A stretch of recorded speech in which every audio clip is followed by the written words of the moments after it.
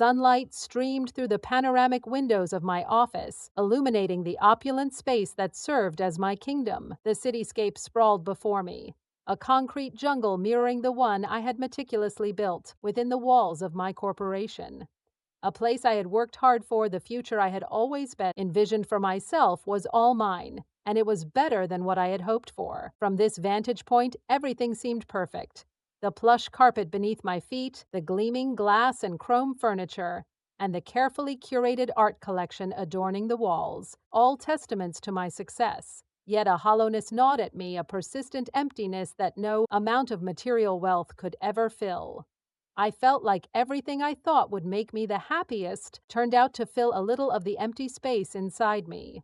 My marriage to Richard was a carefully constructed facade, a strategic alliance forged for the sake of appearances. He was the heir to a media empire, his name synonymous with power and prestige.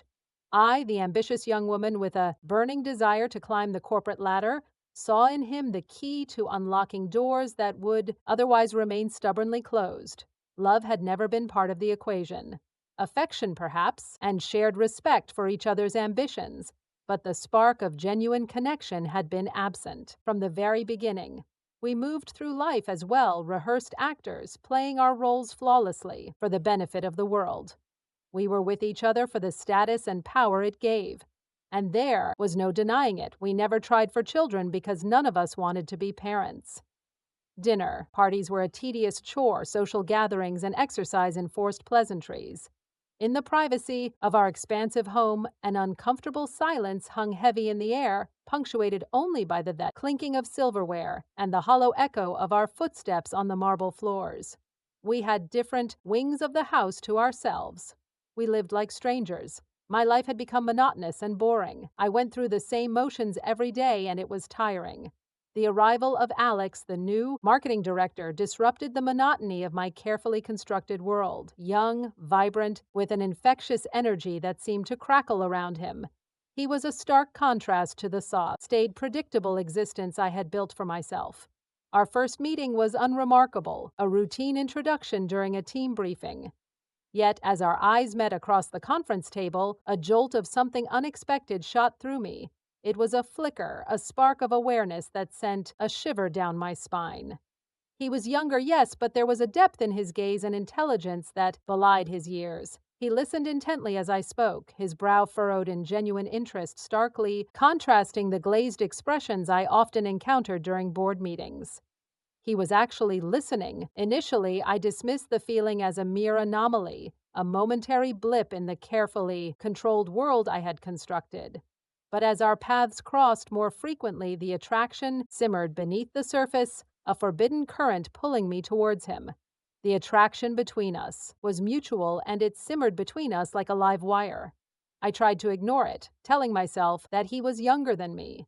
But all my efforts and self-denial failed.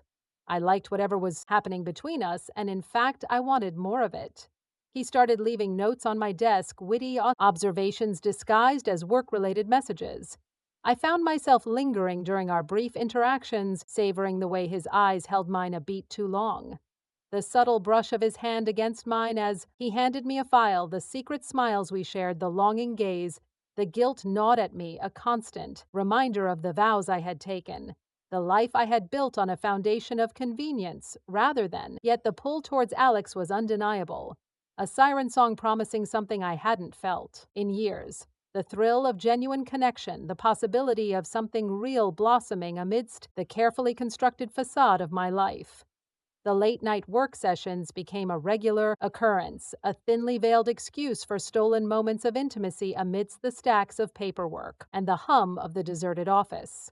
Alex would linger after everyone else had left, the silence broken only by the soft click-clack of the keyboard and the occasional murmur discussion. One such night, the tension simmering beneath the surface finally boiled over. We were reviewing a gay presentation for an upcoming client, the air thick with the unspoken desires that had been building for weeks. I was panicking, and Alex reassured me that my prepared presentation was not stellar and flawless. He told me I had nothing to worry about because the contract was as well as already signed. His hand brushed mine as he pointed to a statistic on the screen, the contact sending a jolt through me. I looked up to find his gaze locked on mine, his eyes blazing with an intensity that mirrored the fire burning within me. He leaned in, his breath warm against my cheek, and whispered, "I can't do this anymore, Evelyn." My heart hammered against my ribs, a frantic drumbeat against the guilt. Silence. My mind screamed with warnings, the echo of my vows, the potential consequences. Yet the pull towards him was stronger, a force I couldn't resist. "Neither can I breathed, the words tumbling out before I could stop them. His lips met mine, the kiss a collision of pent-up desires. It was a hungry, desperate exploration, a desperate attempt to erase the years of emptiness that had preceded this moment.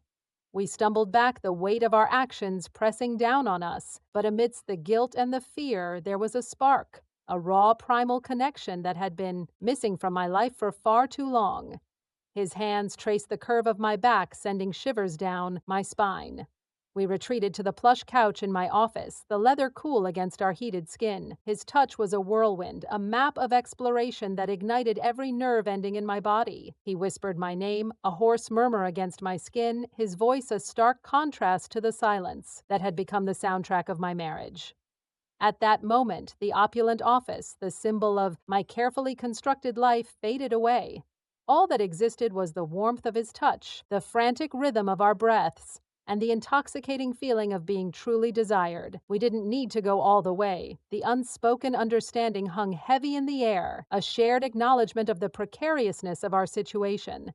This wasn't just a fling, a fleeting moment of passion. This was a connection, a forbidden haven amidst the gilded cage of my life. The attraction between us was alive, and there was no denying its heat, with the way light constantly drew us together.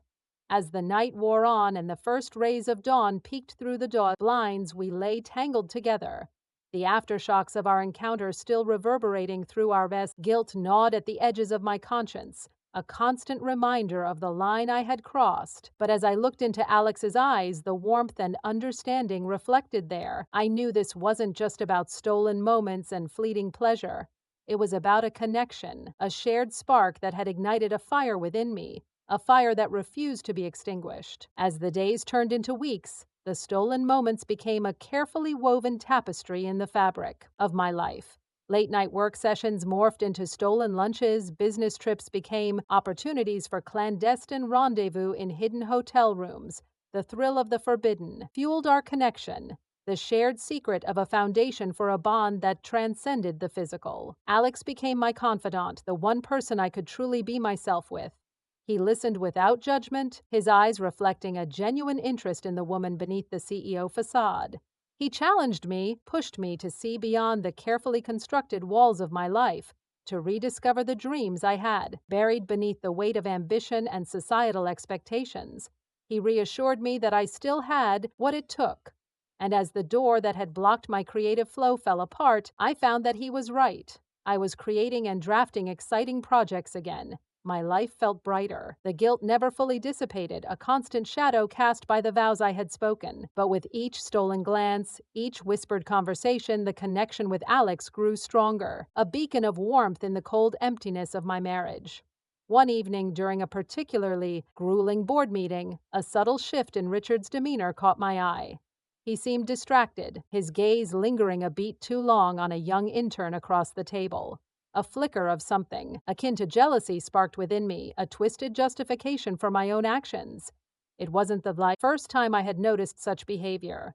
Richard, like me, had mastered the art of maintaining appearances. But the realization that he too might be seeking solace outside the confines of our loveless marriage offered a cold comfort, a shared hypocrisy that did little to alleviate the weight of my own betrayal. Despite the ever-present risk of discovery, the thought of severing the connection with Alex was unthinkable. The emotional fulfillment, the sense of being truly seen and desired, was a drug I couldn't easily relinquish. I was a willing addict to the feeling that being with Alex brought me. So we continued our clandestine dance, weaving a secret life amidst the tapestry of our public personas, the board meetings, the charity gallows, the carefully orchestrated social gatherings. They all became a facade, a stage where we played our assigned roles flawlessly. But beneath the surface, a different story unfolded. A story of stolen moments, whispered promises, and a forbidden love that burned bright a secret flame flickering in the darkness forever hidden from the world. Our secret life became a meticulously choreographed dance, a constant balancing act between the carefully constructed facade of my marriage and the exhilarating reality of my affair with Alex. Company events became opportunities for stolen glances and discreet touches, and business trips transformed into stolen weekends and hidden corners of the select world. The thrill of the forbidden fueled our connection, the shared secret of a potent bond that transcended the physical. We were conspirators and a silent rebellion against the loveless marriage that had become my reality. Alex became my confidant, the one person I could truly be myself with. He saw through the polished CEO's exterior, recognizing the woman beneath the carefully constructed mask. He challenged me and pushed me to rediscover the dreams I had buried beneath the weight of ambition and societal expectations. The guilt never fully dissipated, a constant shadow cast by the vows I had spoken.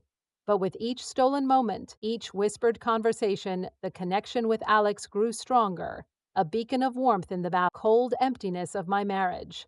One evening during a particularly grueling board meeting, a subtle shift in Richard's demeanor caught my eye. He seemed distracted, his gaze lingering a ball beat too long on a young intern across the table. A flicker of something akin to jealousy sparked within me, a twisted justification for my own actions. It wasn't the first time I had noticed such behavior. Richard, like me, had mastered the art of maintaining appearances. But the realization that he too might be seeking solace outside the confines of our loveless marriage offered a cold comfort, a shared hypocrisy that did little to alleviate the weight of my own betrayal. Despite the ever-present risk of discovery, the thought of severing the connection with Alex was unthinkable. The emotional fulfillment, the sense of being truly seen and desired, was a drug I couldn't easily relinquish. So we continued our clandestine dance, weaving a secret life amidst the tapestry of our public personas. The board meetings, the charity gallows, the carefully orchestrated social gatherings. They all became a facade, a stage where we played our assigned roles flawlessly. But beneath the surface, a different story unfolded, a story of stolen moments, whispered promises, and a forbidden love that burned bright, a secret flame flickering in the darkness forever hidden from the world. One weekend, while Richard was away on a business trip, Alex surprised me with a weekend getaway to a secluded cabin nestled amidst the mountains. The isolation, the absence of the prying eyes that followed my every move in the city, was intoxicating. We spent our days exploring the surrounding wilderness, the crisp mountain air washing away the anxieties that clung to us in the city. At night, curled up by the crackling fireplace, we shared stories, dreams, and vulnerabilities we had never dared to voice before. In that haven of solitude, away from the judgmental gaze of society, the weight of our secrets seemed to lessen. We were simply Evelyn and Alex, two souls drawn together by a force neither of us could fully explain. As the weekend drew to a close, a bittersweet pang of reality settled in. Returning to the city, to the carefully constructed world we both inhabited, felt like stepping back into a carefully crafted play. But the memory of that stolen weekend, the raw honesty we shared, remained a beacon of warmth, a reminder that even in the midst of deceit, a flicker of genuine connection could exist. The years that followed were a constant tightrope walk between the two worlds I inhabited. The guilt never fully vanished, a constant reminder of the vows I had broken. Yet, the connection with Alex provided a solace that Richard's presence could never offer. We navigated the complexities of our secret life with practiced ease, the shared knowledge of our forbidden love and invisible thread binding us together. We learned to read each other's unspoken desires, to find solace in stolen glances and knowing smiles across crowded rooms. Our affair wasn't a fairy tale, a grand escape from the reality of my marriage. It was a secret life, a carefully guarded oasis in the arid landscape of my existence. But in that hidden world, amidst the stolen moments and whispered promises, I found a piece of myself I thought I had lost forever. And as I stood on the precipice of another year, another carefully orchestrated social gathering, a flicker of a smile played on my lips. The secret life I led, the forbidden love I nurtured, was a burden, yes, but also a testament to the enduring power of human connection, a spark of genuine emotion that refused to die because I kept it alive even in the darkest corners of a carefully constructed life. This was my confession of infidelity with the young man. You have heard something like this before. I would like to know if you have ever committed this kind of infidelity and how you felt. It will give me advice on how to deal with my future. Thank you for listening to me, and I wish you a wonderful day. Thank you very much.